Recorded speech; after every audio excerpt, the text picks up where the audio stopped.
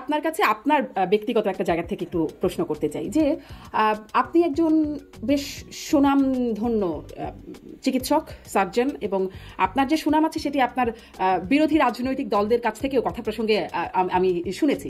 আপনি কি আফসোস করেন যে সেই পেশাটা মানে সেটিতে জোর না দিয়ে বা সেটিকে পুরোদস্তুরভাবে না চালিয়ে আপনি রাজনীতিতে আসলেন এবং আসলেন আওয়ামী লীগের রাজনীতিতে, এখন এসে আপনার নিজেরই একটা জীবন সংখ্যায় বা এরকম একটা পরিণতি এসে যখন পৌঁছাচ্ছে, আপনি কি কখনো অনুতাপ করেন যে পেশাটা ওটা থাকলেই ভালো হতো, চিকিৎসকের পেশায়?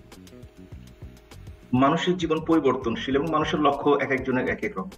আমার জীবনের লক্ষ্য ছিল ডাক্তার হিসেবে যেমন মানুষের চিকিৎসা সেবা দেওয়া। আপনি জানেন যে আমি হার্ট সার্জন হিসেবে বাংলাদেশ এবং দেশের বাইরে অনেকদিন কাজ করেছি, মানুষের সেবা দিয়েছি। আমি একটি সময় চিন্তা করে দেখলাম যে বাংলাদেশের মানুষ, বিশেষ করে নিজের অঞ্চলের মানুষের স্বাস্থ্য ব্যবস্থার কিভাবে পরিবর্তন করা যায়। আমি ডাক্তার হিসেবে হয়তোবা সারা জীবন চিকিৎসা করলে 6,000 থেকে 8,000 মানুষের চিকিৎসা করতে পারবো সার্জন, কারণ দিনে 2টোর বেশি অপারেশন করতে পারি না সেই যতদিন কর্মক্ষম থাকবো। কিন্তু আমি যদি কোনো পলিসি মেকিং এ যাই কিংবা পলিসি পরিবর্তনের চেষ্টা করি সৎভাবে, তাহলে হয়তো দেখবো যে লক্ষ লক্ষ কোটি কোটি মানুষের জীবন পরিবর্তন হয়েছে। এবং এটা চিন্তা করে দেখলাম যে আসলে পরিবর্তন করার জন্য সৎ রাজনীতিবিদ, যারা দেশপ্রেমিক রাজনীতি, তারাই পারে পরিবর্তন করতে, অন্য কোনো প্রফেশনের সুযোগটি নেই। সেই থেকেই রাজনীতিতে আসা। একটি সিদ্ধান্ত বাংলাদেশের আমাকে প্রভাবিত করেছে, সেটি হচ্ছে কমিউনিটি ক্লিনিক সিস্টেম।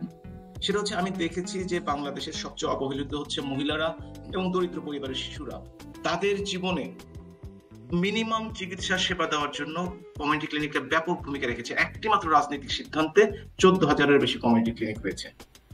সেই সিদ্ধান্তটি আমাকে প্রভাবিত করেছে যে ইচ্ছে করলে আমিও পারি, এবং সেটা করতে হবে রাজনীতির মধ্য থেকে, রাজনীতির বাইরে থেকে। এই সুযোগটা খুবই কম। আপনি পেরেছেন, মানে আপনি যে লক্ষ্য নিয়ে শুরু করেছিলেন হাজারো বা লক্ষ মানুষের জীবন পরিবর্তন করার, পেরেছেন? আমি এটুকু বলতে পারি, জাতীয়ভাবে সুযোগ না থাকার কারণে আমি হয়তো বা জাতীয়ভাবে বড় কোনো ভূমিকা রাখতে পারিনি। কিন্তু আমি যে অঞ্চলের মানুষ, সেই সিরাজগঞ্জ, কামারখন্দ বা সিরাজগঞ্জ জেলার অনেক পরিবর্তনের সাথে, বলি না আমি এককভাবে করেছি, কিন্তু অনেক পজিটিভ পরিবর্তনের সাথে আমি সরাসরি সম্পর্কিত।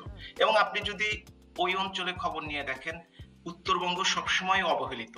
সেই উত্তরবঙ্গের মানুষকে, বিশেষ করে আমি যে জেলার মানুষ, সেই জেলার মানুষ, আমার নির্বাচনী এলাকার মানুষকে স্বস্তি দেওয়ার জন্য উন্নয়ন কর্মকাণ্ড থেকে, এটা যে আমার একক কৃতিত্ব সেটা না, কিন্তু সেই কৃতিত্বের আমি একটু হয়তোবা এগিয়ে নিয়ে যেতে পেরেছি। সেই কাজটি আমি করেছি এবং সেজন্য আমি পুরোপুরি সন্তুষ্ট না হলেও মনে করি বাংলাদেশের প্রেক্ষাপটে অনেকখানি করা গেছে। জি, মানে চেষ্টা করেছেন আপনারা, আপনি অন্তত আপনার নির্বাচনী এলাকার কথা বলছেন, তারপরে সেই এলাকায় বা সেই এলাকার মধ্যে আপনি কতটা নিরাপদে থাকতে পারলেন এই পর্যায়ে, সেটি হয়তো কথায় কথায় পরে আলোচনা করব।